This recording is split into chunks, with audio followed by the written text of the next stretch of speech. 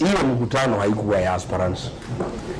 Ilikuwa ni Ruto anataka kuonesha watu yake ya Rift Valley ya kwamba ako sawa, kwa sababu watu yake wameanza kuigiza baridi ya kwamba atapoteza kiti cha urais. Sasa yeye anafanya sinema ya kuonesha ya kwamba agali yako sawa.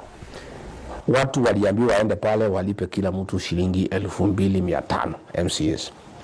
Sasa hii watu ya Nairobi na hii watu ya Mlima unajua ni wafanyabiashara, wakapiga hesabu pale.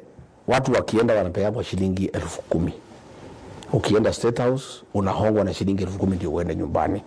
Wakapiga hesabu wakaona kwa sababu wao ni viongozi watapewa 20,000. Sasa wakaona wa invest 2,000 wapate 18,000, na ikiwa mbaya sana wapatiwe ile ya kawaida 10,000 watatengeneza shilingi 8,000. Lakini kufika pale rais akajua, akapunguza akawapatia 5,000, wakapata shilingi 3,000 faida. Hii ilikuwa ni biashara. Hiyo watu yote hakuna mtu wako na haja.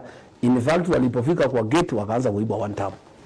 Hilo jambo la kupindua State House, ambaye ni ofisi ya heshima sana katika Jamhuri ya Kenya, kuwa ni pahali ya ufisadi na hongo, ni jambo la kuhuzunisha sana. Na nimeona kuna watu wameenda kotini. Hata Rais Moi hakuna siku alifanyia mkutano ya KANU katika Ikulu, alikuwa anafanyia pale Kenyatta International Conference Center. Huyu Rais Uhuru Kenyatta alikuwa anafanyia hapa Bomas of Kenya. Mwai Kibaki alikuwa anafanyia Kasarani.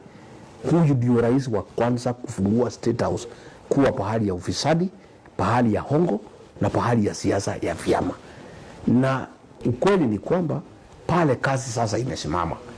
Hakuna kazi ya Kenya inaendelea. Kazi inaendelea sasa ni kutafuta kiti ya urais kupitia hongo.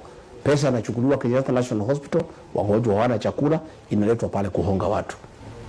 Pesa inachukuliwa katika mambo ya capitation ya kupeleka watoto shule, inaletwa pale State House ya kuhonga watu.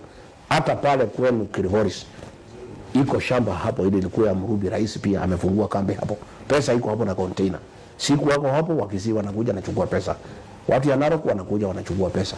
Na Wakenya wamejua ni pesa tu wanachukua. Na hawana mambo mingi, wanakuja nachukua pesa naenda nyumbani. Nachukua pesa naenda nyumbani. Juzi amekuwa hapo Sagana State Lodge hapo kwetu karibu kwangu.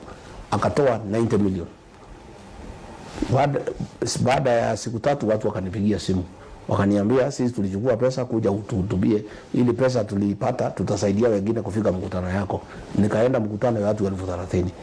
Hii tu ni mambo ya watu kuchukua pesa. Imekuwa sasa the relationship between the president and the people is transactional. Ni mambo ya biashara. Hakuna mtu wako na yeye, hakuna mtu wako na haja. Lakini yeye sasa unfortunately amepindua Ikulu kuwa crime scene, pahali ya kwamba corruption and bribery inafanyika openly. Hata hafichi. Unajua hata bribery hii ya polisi ukipatia pesa anaficha kidogo, unajua si kitu mzuri. Lakini huyu William Ruto na huyu mtu yake ya mkono, huyu Kindiki, hawafichi. Wanabeba pesa na maguria. Kila kitu ni kuhonga watu, na uzuni yake ni ya kwamba hii ni pesa ya public. Ni ile